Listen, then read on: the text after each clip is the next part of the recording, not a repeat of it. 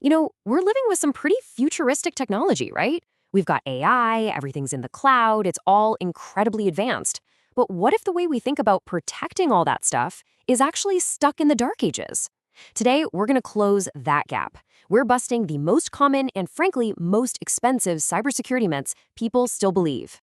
Okay, let's just dive right in, because the stakes could not be higher. Look at that number, $4.88 million. That's what a data breach costs the company on average these days. And get this, that number shot up 10% in just the last year. This isn't some small IT headache. We're talking about a massive, massive financial risk. And this quote right here, it just nails the core of the problem. It mentions heuristics, which is really just a fancy word for the mental shortcuts, the rules of thumb we all rely on. What it's saying is that there's this huge, dangerous gap between the kinds of threats we're facing now and the outdated security beliefs we're all still clinging to. Those old habits, they're not just habits anymore. They're actual vulnerabilities. So what it all boils down to is this. Cybercrime isn't a hobby anymore. It's a full-blown industry. These organizations have R&D budgets. They have business plans. They even have customer support for their ransomware. Meanwhile, a lot of our defenses are still based on old wives' tales. So let's start by busting the first and maybe the most common one. This brings us to a huge one, the targeting fallacy. You have definitely heard someone say this, maybe a friend who owns a small business, or heck, maybe you've even thought it yourself. We're too small. No one would ever target us. It's this idea that you can hide in the crowd, security through obscurity. It's a really comforting thought, isn't it? Especially if you're a small or medium-sized business. This idea that the bad guys are only hunting for the big whales, the giant corporations. But the data tells a completely different and honestly a much scarier story. Just look at these numbers. 43%. That's nearly half of all cyber attacks. They're aimed squarely at small businesses. And why? Well, it's pretty simple. They're often the path of least resistance. It's got nothing to do with who you are. It's all about how easy you are to get into. This table really breaks down the economics of it all. For an attacker, it's just a numbers game. You've got a big company with layers and layers of security, a whole team of experts, and then you've got a small business, maybe with one IT person who does everything. Which one looks like low-hanging fruit? It's all automated now. They're just scanning for easy targets.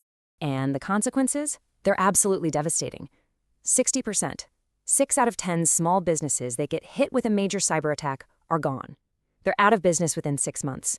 So we're not talking about a financial hit. We're talking about an existential threat. The business just disappears. All right, let's get into the biggest one of all, the myth that affects every single one of us every single day.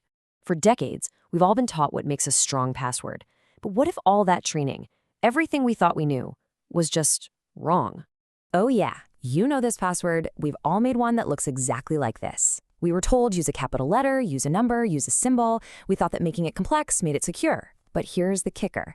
Computers know exactly how we think. They predict these patterns perfectly. See, modern password cracking software is designed to try all our little tricks. They know we swap an A for an at and put a 1 at the end. What these machines are terrible at is guessing length. It's something called entropy or randomness. A simple, long phrase of a few random words is way, way harder for a computer to crack, but it's 1,000 times easier for you to remember. And hey, this is not just my opinion. These are the official guidelines from NIST, the National Institute of Standards and Technology. They've totally flipped the script. They got rid of that whole change your password every 90 days rule because it just made people create weaker passwords.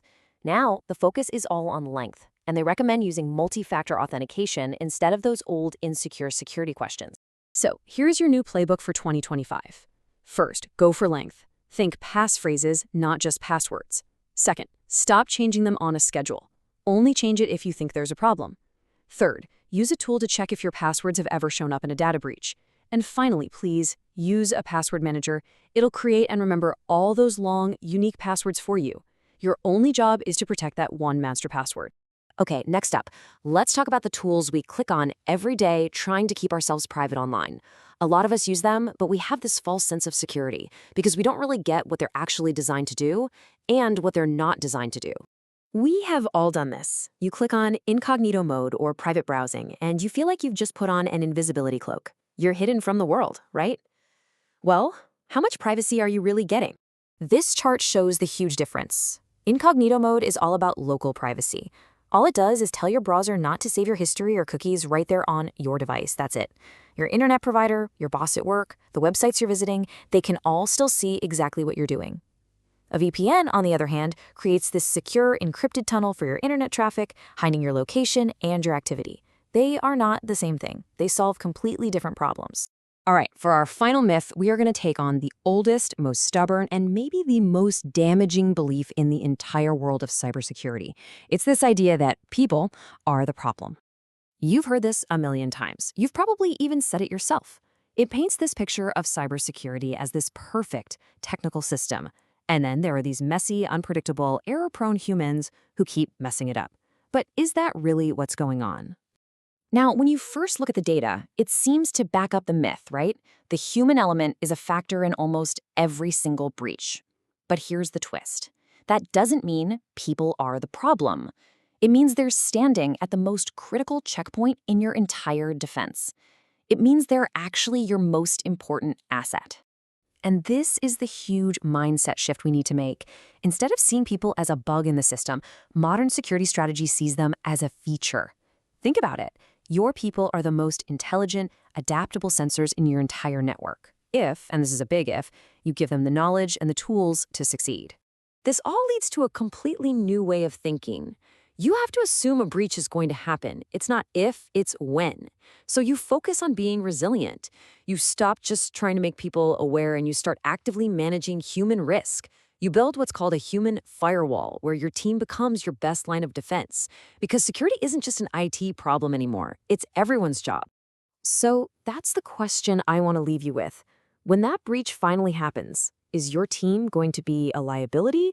Or are they going to be your single most adaptable defense? Because the answer to that question doesn't depend on them. It depends on the culture you build. Thanks for joining me for this explainer.